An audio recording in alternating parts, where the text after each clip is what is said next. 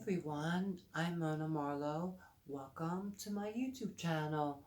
On this video, I am thrilled to talk about Maria Felix La Donna herself and one, two, three, four, five, six fragrances that she favored and loved throughout her life. If this is your first time here, welcome. I'm all about legendary perfumes and legends who wore them. If that's something you're into, feel free to subscribe, like, and share. A little bit about Maria.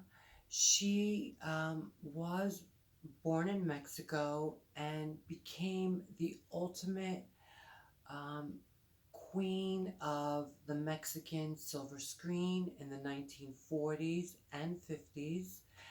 And she became sort of what they say a diva um, throughout her life. And she basically was a very strong, passionate woman, a typical Aries, and she had a very striking beauty, which led her to be discovered and gave her a chance to be put into films.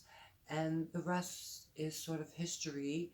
She starred in like 47 films from 1942 all the way to 1986. But the peak of her movie career was in the 40s and 50s. She had this glamorous femme fatale image, and she never apologized for it. She didn't care if she received bad press. She didn't care about other people's morals. She wanted to live life by her rules, and she did. But what was so sort of amazing about her uh, was that she became even more beautiful with age. She was very lucky to live a very long life, tumultuous at times, of course, but whose life isn't? But in the 60s and 70s and 80s, she had this reputation of being a diva because she had the most exquisite jewelry collection, sort of, I would say, not competing, but even better than Elizabeth Taylor's jewels. And she was married 4 times, had one son that she outlived, unfortunately, but she lived a very full life and she remained beautiful, glamorous. She had the most luminous, translucent skin up until the very end. And she is really celebrated till this day for her beauty, her presence, and of course her movies and singing career, showgirl career, you name it. Now, Maria had exquisite taste in clothing, jewelry, antiques, and also perfume. And I want to say a special thank you to a viewer by the name of Benjamin Alamo, I think his last name is, for sending me a picture of Maria Felix, I think from the 1940s or 50s. And it was a picture of her and her fragrances, which really helped. And also a picture that's, or a bottle picture that's in an exhibit of Maria's belongings, I think at the moment. So let's get into the video and into the perfumes. The first perfume I want to talk about that I saw in the picture is probably the most luminous fragrance I ever experienced in my life, and I've worn it as well for many years now, probably 2 decades, and it is Je Reviens by the House of Worth. Je Reviens is a very, let's say, midnight evening fragrance to me. It kind of smells like the picture or the color of the bottle.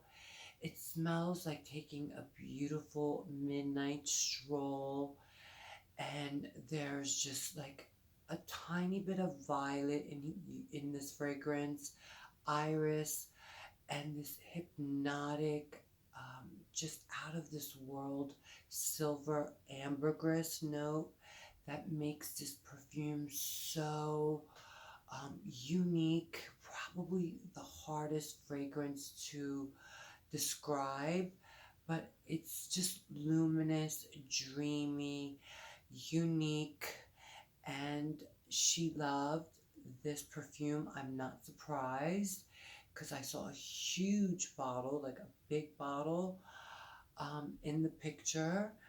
The next fragrance, also from the 20s, which I don't have, but I've experienced plenty of times, and it is the perfume Bogia by the House of Caron. And Bogia is a very floral, romantic, but creamy floral. It's not animalic at all. It's also, I would say, a delicate scent, um, but more romantic. And I don't have it. I never owned Bogia.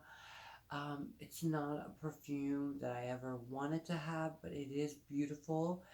And she did have two bottles of that perfume in the photograph.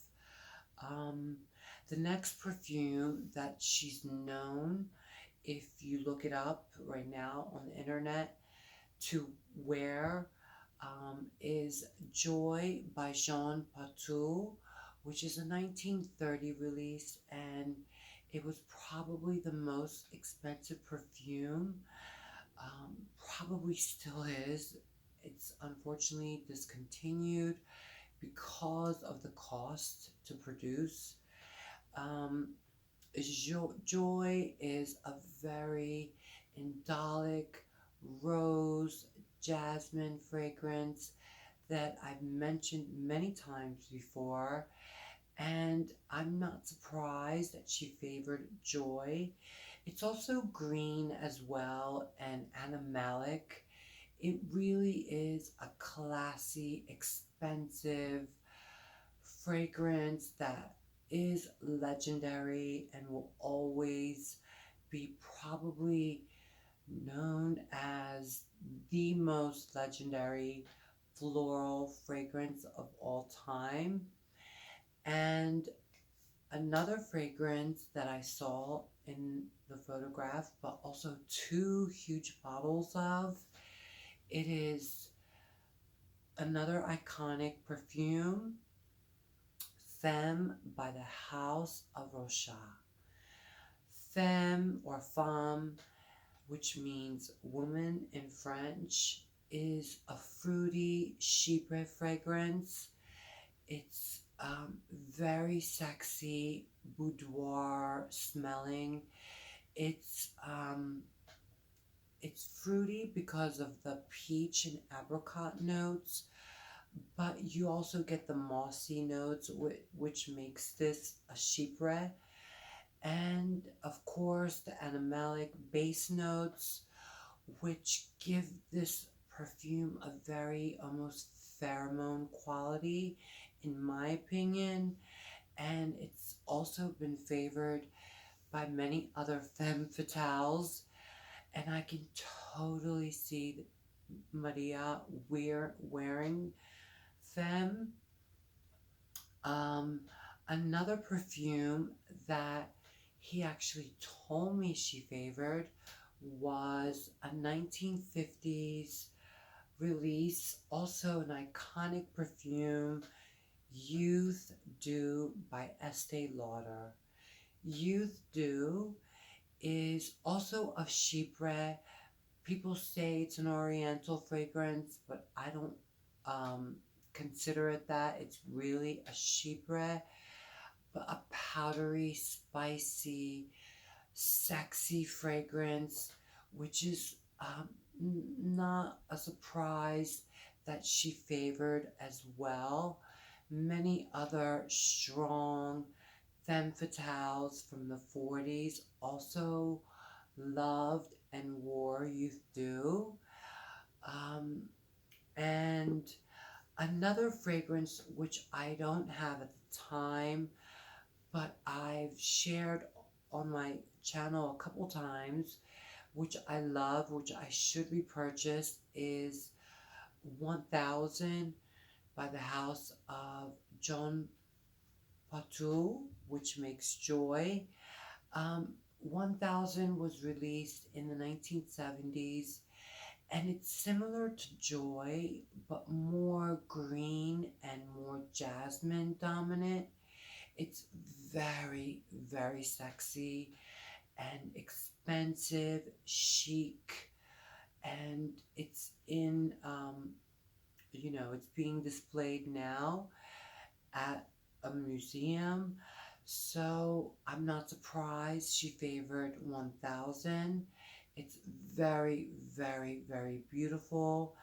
And I, um, like I said, favored and worn that a couple times. But hopefully I'll repurchase it again. And I think that's it with all the fragrances. I really want to dedicate this video to all of Maria's fans out there, and of course to the queen, to the great woman herself, Maria. Um, and I guess that's it. I will see you guys in my next video to come very soon. Bye bye.